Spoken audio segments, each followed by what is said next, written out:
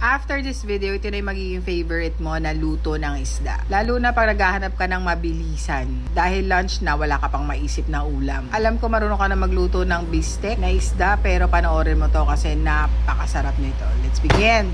Mag-mince ka lang ng garlic. Mas marami, syempre, mas masarap. Then, marami ding onions. Gawin mong rings yan. Season mo na yung bangus with salt and pepper. 2 malaking bangus to na na-boneless na sa palengke. Tapos, ipirito mo na yan until golden brown. Remove and set aside. Gawin na natin yung sauce. Coconut oil lagi gamit ko. Igisa mo dun yung bawang until brown. Then, igisa mo na rin yung onions. 4 na piraso to na malalaki. Konting gisa lang, ilagay mo na yung 1 cup ng soy sauce. Then, 1 cup ng water. Konting simmer lang, remove mo na yung onions. Then, you will add 10 pieces calamansi. 1 tablespoon sugar, pwede mo dagdagan yan. Simmer and ilagay mo na lahat. Yung fish and onions, ilagay mo na yan. Simmer mo lang ng konti para ma-absorb ng isda yung sauce and vice versa.